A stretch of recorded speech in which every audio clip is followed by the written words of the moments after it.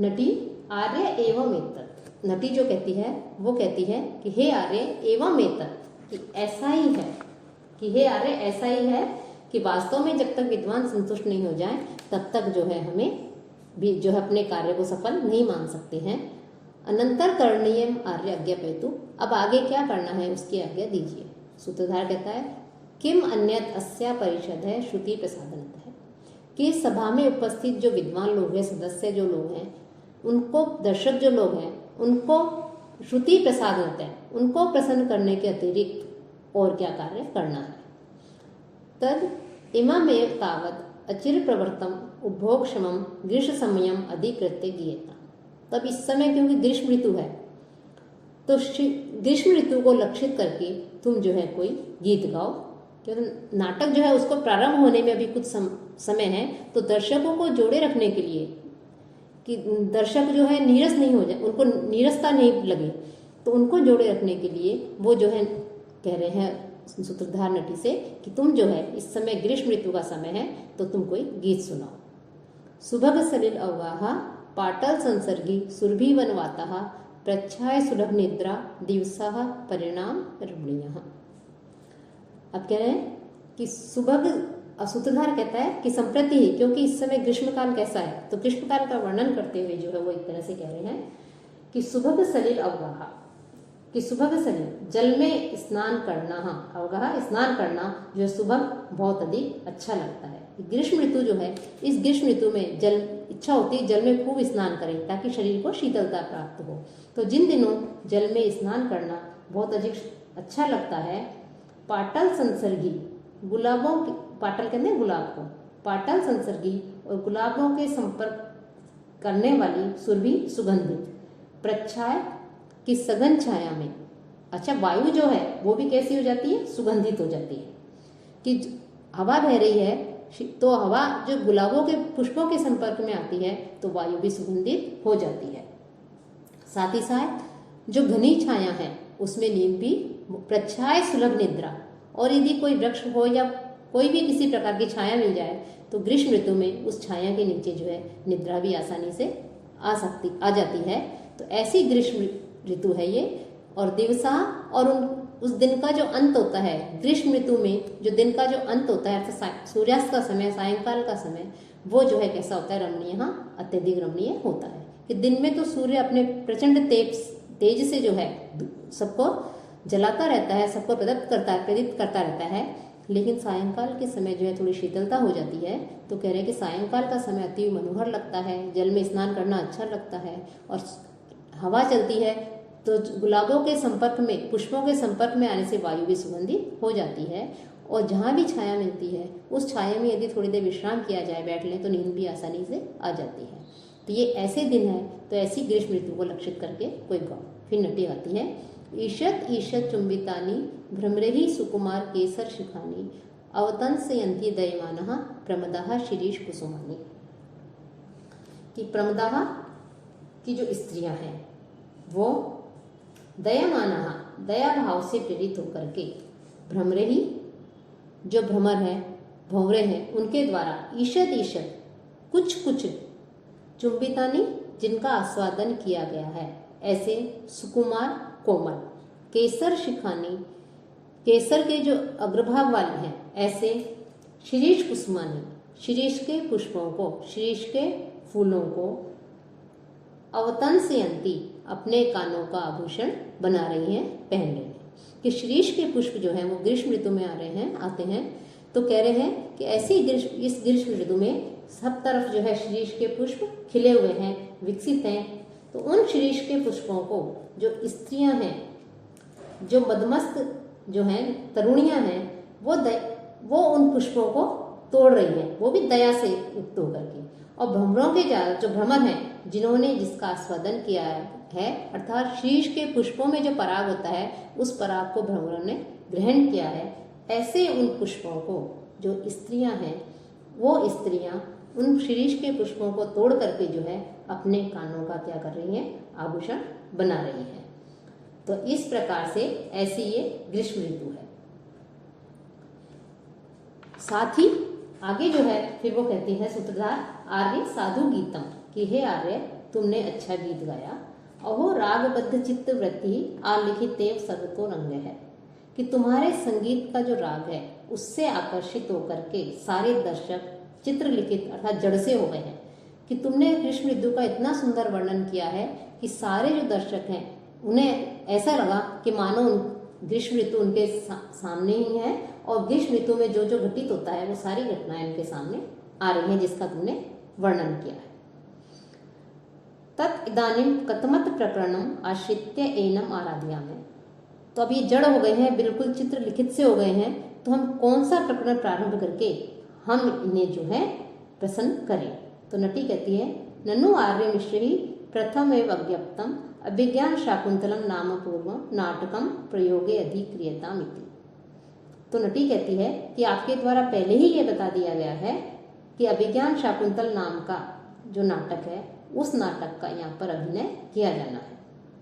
सूत्रधार कहता है आर्य सम्यक अनुबोधित तो अस्मि, कि तुमने मुझे बिल्कुल ठीक याद दिलाया।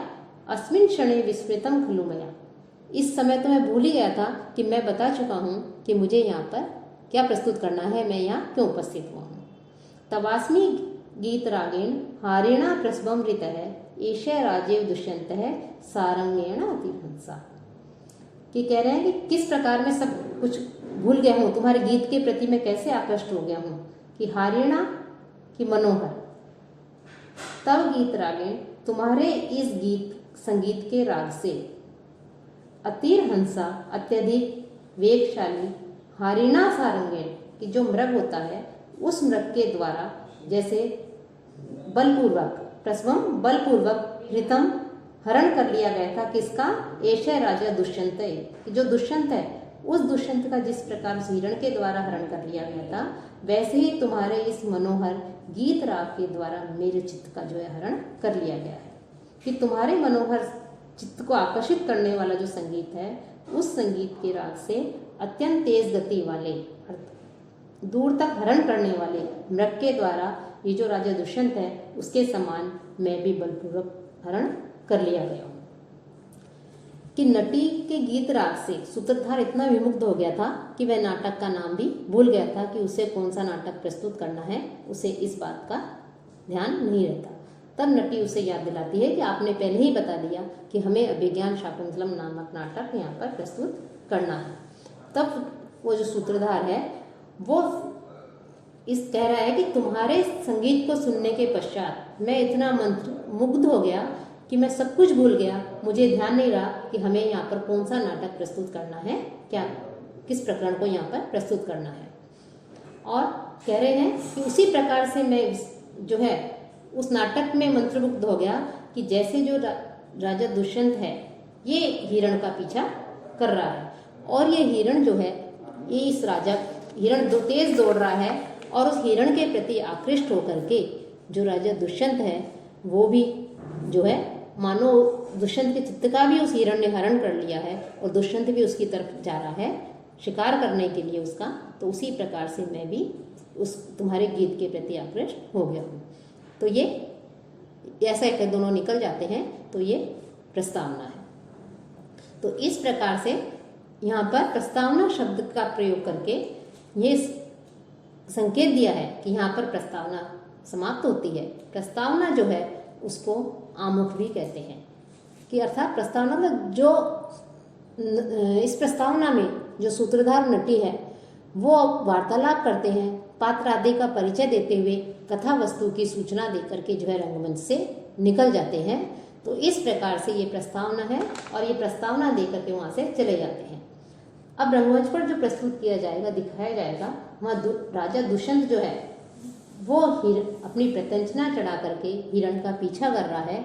तो इस दृश्य को जो है रंगमंच के ऊपर अभिनीत किया जाएगा, उसका अभिनय किया जाएगा। ततः प्रविशति मृगानुसारी सशर चाप हस्तो राजा रथेन सुतश्च। तब रंगमंच के ऊपर सूत्रधार और नटी जब निकल जाते हैं तो रथ में बैठे हुए मृगानुसारी मृग का पीछा करते हुए सैशर चाप हस्तो की धनुष और जो बाण है उनको अपने हाथ में लिए हुए राजा और जो सारथी होता है वो रंगमंच पर प्रवेश करते हैं। राजा न मृगम च अवलोक्य, राजा को और मृग को देख करके सारथी कहता है कि हे आयुष्मान, कृष्ण सारे ददत चक्षु त्वयि च अभिज्य कारणके कृष्णानुसारिणम साक्षात पश्यामि इव पिनाकिनम। कि कृष्णसार मृग पर चल रहा है, दौड़ रहा है आगे, और आपने जो है प्रत्यंचना से युक्त धनुष आपने हाथ में लिया हुआ है। तो मैं इस अपनी दृष्टि जब इस कृष्णसार मृग पर डाल रहा हूँ, और आप पर भी जब मैं धनुष लिए हुए जब मैं आपके ऊपर भी दृष्टि डालता हूँ, तो ऐसा लग रहा है मानो मृग का पीछा करते हुए साक्षात भगवान शिव ही यहाँ पर उपस्थित हैं, कि मैं साक्षात शिव को जो है उपस्थित होते हुए देख रहा हूँ। कि मृगानुसारिणम पिनाकिनम, अर्थात शिव को यहाँ पर जो है पिनाकिनम धनुष धारी करने वाला बताया गया है, कि जैसे शिव जो है वो मृग धनुष धारण करके मृग का पीछा कर रहे हैं। कि ये जो शिव थे, उनकी जो पत्नी थी पार्वती, उन्होंने जब शिव जी से विवाह किया तो उनसे उनके जो पिता थे वो जो है रुष्ट हो जाते हैं, और वो पार्वती के पिता जो दक्ष थे प्रजापति, वो यज्ञ करते हैं, और इस यज्ञ में जो भगवान शिव हैं उनको नहीं बुलाते हैं। इससे पार्वती रुष्ट हो जाती है, कुपित हो जाती है, और जो यज्ञ अग्नि होती है उसमें अपने शरीर को जो है समर्पित करके अपने शरीर को नष्ट कर देती है। तब शिव जी जो है क्रोधित होकर के उनके जो ससुर थे दक्ष, उसका वध किया था, और यज्ञ जो था वो मृग का वेश धारण करके भागने लगा। तब पिनाक अर्थात धनुष को हाथ में लिए हुए भगवान जो शिव थे, उन्होंने मृग रूपी यज्ञ का पीछा किया। इसी घटना को दुष्यंत के द्वारा जब वो मृग का पीछा कर रहे हैं, तो उसी के घटना को जो है साम्य के रूप में यहाँ कवि ने, कालिदास ने यहाँ प्रस्तुत किया है कि सूत जो होता है सारथी है, जो उनका रथ चला रहा है, वो कह रहा है कि ऐसा मैं उस मृग को और प्रत्यंचना हाथ में लिए हुए दुष्यंत को कह रहा है, आप पर दृष्टि डालता हूँ तो ऐसा लग रहा है मानो साक्षात शिव यहाँ उपस्थित हैं, और वो जो यज्ञ जो है मृग का रूप धारण करके भागे हैं, उनका जो है वो पीछा कर रहे हैं।